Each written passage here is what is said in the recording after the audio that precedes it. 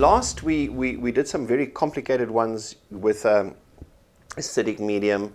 Now we're going to look at a few random examples of some of them that I've pulled out of various places, old papers from the internet, various textbooks, some of them from the A-level textbooks, etc. Let's just have a look at the questions. They say, consider the following reaction, okay? They say, let's just write it down, and what they've given is 2NaOH plus Cl2 gives us NaCl plus NaClO plus H2O. Okay? Now let's have a look at the oxidation numbers on this one, shall we? Just get to my oxidation numbers over here so that I can go a bit quicker. Okay, what have we got? Let's have a look. We've got over here +1, +1, -2. That's pretty cool. And over here, 0. Over here, -1, +1. Over here, I'm just taking it up, +1. Oxygen's the more electronegative. Remember, therefore, it gets the -2. And the sodium has only got one electron to give away. So it's a +1. So in this case, this is going to be a +1. Can you see that what has happened is the chlorine has gone, let me just put that across to this. The chlorine has gone from 0 to there, and the chlorine has gone from, just a little bit too long there, okay, the chlorine has gone to that. Now you say to yourself, but hold on, how is this possible? Well, let's just think out of the box for a bit, shall we? Look at what we've got. We've got 2 atoms of chlorine there, haven't we? We've got a Cl single bond and a Cl, right? What happens is these guys split up, don't they? A Cl and a Cl, right? So when they go into this situation, there's 2 of them. What does that mean? It means that this one here can gain or lose an electron, depending upon what it's going to be bound with. This guy can gain or lose. This one can also gain or lose. Okay? Now this term, the word that they use for this is the following. Disproportionation, okay?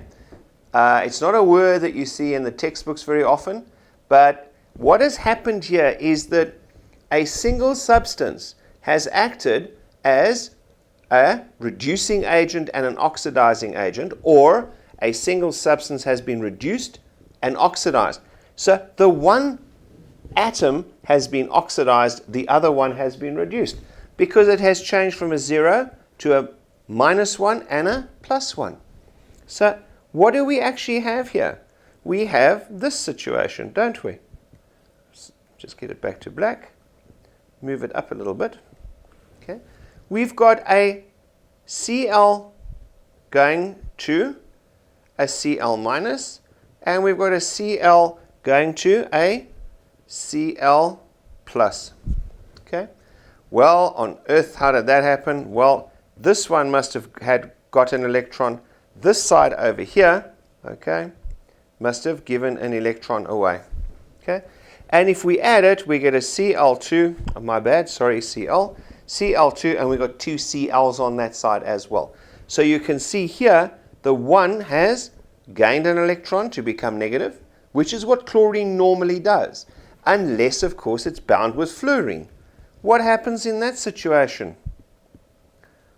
Chlorine and fluorine. Fluorine is always a -1. That table you've got that was a handout or a download as well. -1. This forms, guys, chlorine and fluorine get together. which means the chlorine is going to be a +1 in that case, isn't it? Right? H2O2. Let's have a look at another funny one, shall we? H2O2. Well, hydrogen has only got a +1, so there's 2 of them. But there must be a -2, which means, can you see oxygen there is a -1? So we've got a few little funnies, but as long as we stick with the rules, and as I said, that is why it's very important to do those examples which lay down the basics for oxidation numbers and essentially understanding which one's losing and which one is gaining. So let's go back to our disproportionation reaction. You can see there in this case that each one of the chlorines, one has gained and one has lost. Okay? Let's have a look at the next one. Here they say manganate 7 ions, MnO4 minus, oxidizes H2O2 to O2 gas. We use KMnO4 and H2O2, and it takes place in an acidic medium, and the MnO4 is reduced to Mn+2. Right. So what have they told us? They've told us straight away. Let's write down what they've told us here. Right? If you look at it, you can see they've told us that H2O2 is reduced, H2O2 is taken to O2 gas, right? Well, first of all, hang on, it's not balanced. Our hydrogens are out. But let's just, for the moment, just ignore that. What do we say? We say, well, our oxygens are balanced, therefore we've got to balance the hydrogens, right? There's nothing else to balance. How do we balance the hydrogens? We add in, remember, plus 2H plus on that side. And that is our acid medium. All right. So that takes care of the fact that they've told us takes place in an acid medium, and the H2O2 is oxidized to O2 gas, right? So we've got that. The last thing we have to do with this guy is we've got to do the remaining bit, which we've got to do the electrons, 2H, and we've got a 2 electron minus, right? So charges are balanced. Remember, we add waters to balance the hydrogens. In this case, the oxygens are balanced. Last, we got to do the hydrogens, okay? That gives us the acid. If they didn't say it's an acid medium, it doesn't matter. We just follow the rules, don't we? Okay? Let's have a look at the next one. What was the next one they told us? They said we use KMnO4. KMnO4 in an aqueous solution breaks up into, whoops, okay, just let me go back to my color. We're KMnO4. Okay? This gives us the ion that we want, doesn't it? Okay? It gives us manganate 7. I'll explain now where manganate 7 comes from, right? But let's look at this KMnO4. In water, what do we get? K plus MnO4 minus, potassium permanganate. Okay? That MnO4 ion, they've called it manganate 7. Why? Let's have a look. MnO4. All right? And it's a minus. Well, oxygen is the more electronegative, therefore it gets its oxidation number -2, -8. Therefore, X minus 8 equals -1. Therefore, X is going to be equal to +7. Therefore, that is a +7. Right? That's where that 5, 6, 7 comes from. Okay, it's the oxidation number of the manganese in that permanganate ion, or as it's called now, manganate 7. Right. Now let's just take, I'm just going to rewrite it below so that we can keep what we've got above there, not erase it. All right. Let's now continue and say, all right, let's have a look at that reaction on its own. MnO4 minus, okay, and they told us it goes to Mn+2. Can you see it's all given in the actual blurb? They've told us what to do. It doesn't appear like it, but they have. It's all sitting in there. We just got to look for it and find it and read the terms. Oxidized, reduced, or whatever they've told us. Okay, Mn plus 2. What do? The Mn and the Mn are balanced out. Okay, all we have to do, there's our oxygen, step 2. We have to balance that with water. So I've got to add 4 H2Os. Remember, this is step 2. I've got 8 hydrogens, so we've got to put in plus 8 H pluses this side, correct? All right, and the last thing, now let's have a look. What's the charge on the right-hand side? Is plus 8 minus 1 is plus 7. The charge over here is plus 2. It's got to be a plus 7. So we've got 7 pluses, guys. So we've got to bring that down to there, and I've got to add in my plus 5 electrons, because 7, essentially, plus 7 minus 5 is going to be plus 2, which equals left-hand side equals right-hand side. Okay, so that's where the 5 electrons are going to come in. Plus the 5 electrons, right? Let's see. I'm going to just rewrite it. So what have we got? We've got MnO4 minus,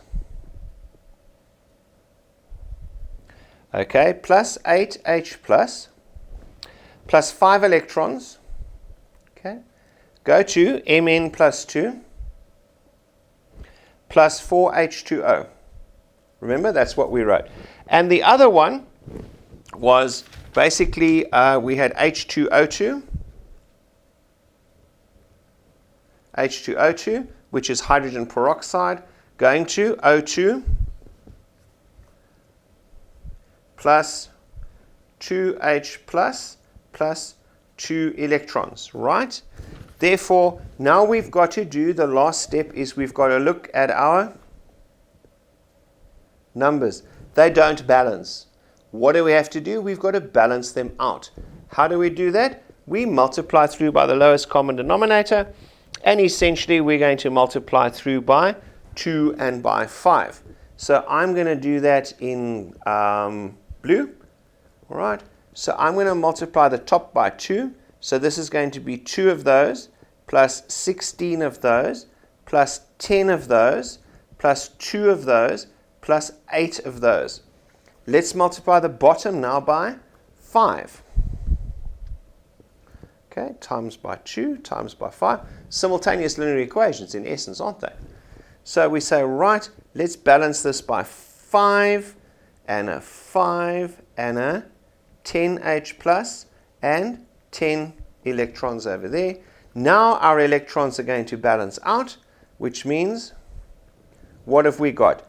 2MnO4 minus plus 16H plus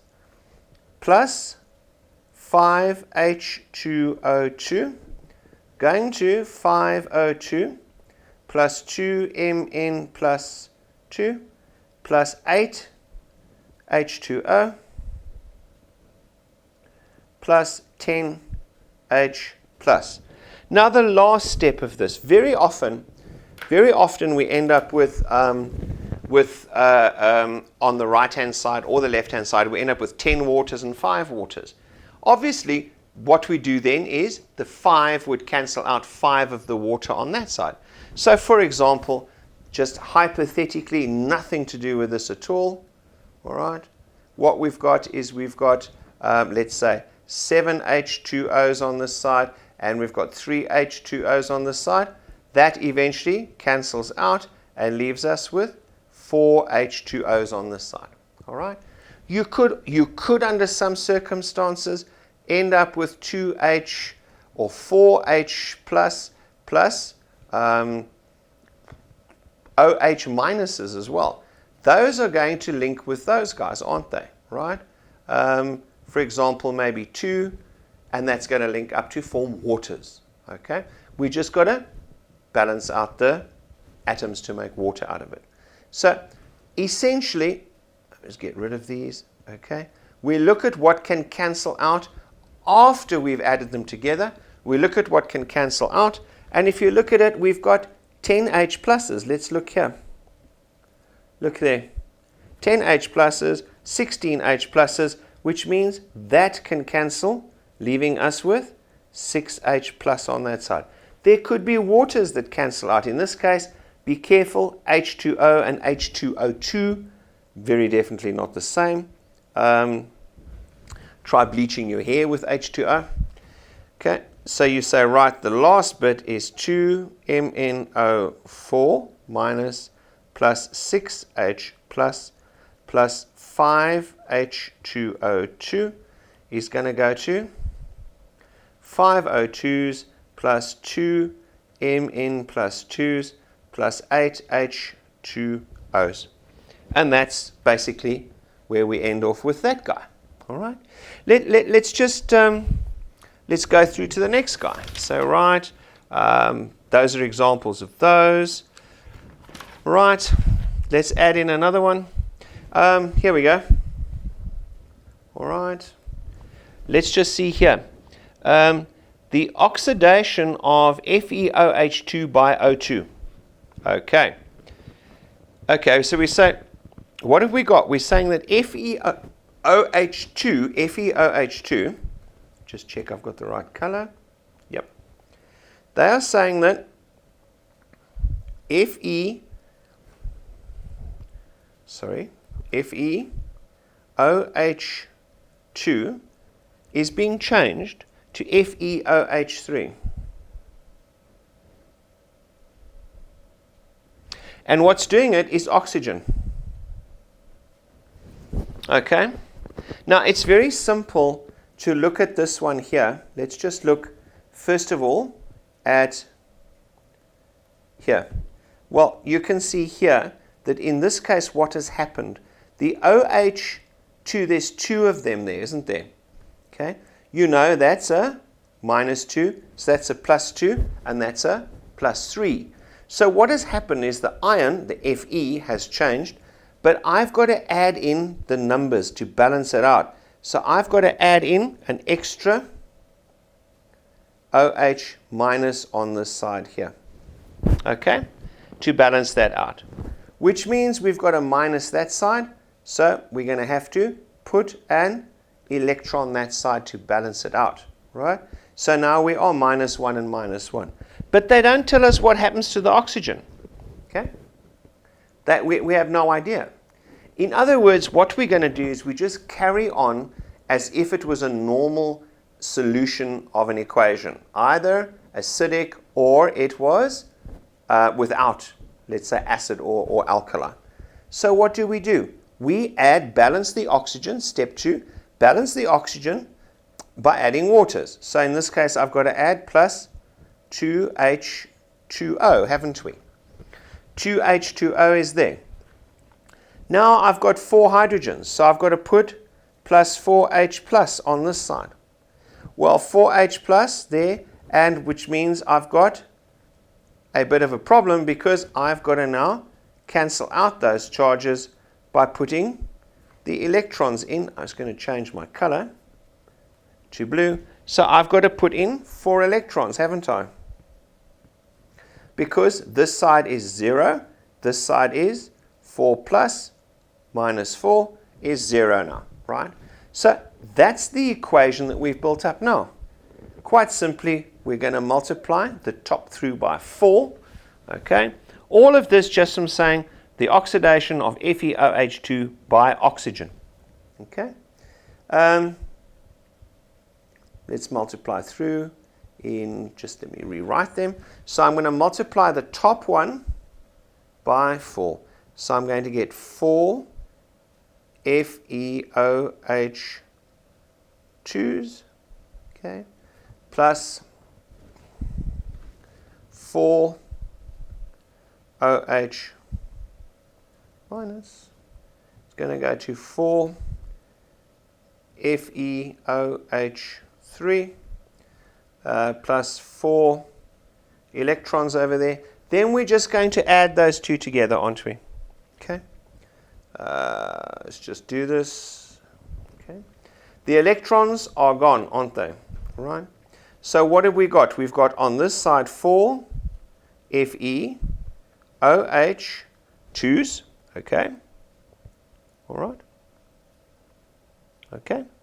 So we're now going to put them together, and we're going to end up with plus O2, okay, plus 4OH minus, okay, and on the other side we're going to end up with, over there, 4FeO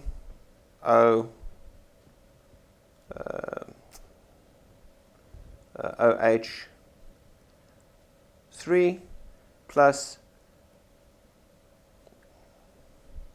2H2O.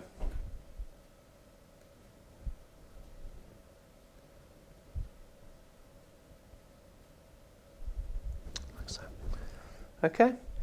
Now, that's a solution of it. Let's have a look at a different one. Okay. Let's take, for example, a different one. BR, let me see if I actually did give you guys this one. Yeah, well, let's have a look at it. BrO3 minus. All right, let's remove that up a bit. Okay. BrO3 minus O3 minus, okay, plus Br minus goes to Br2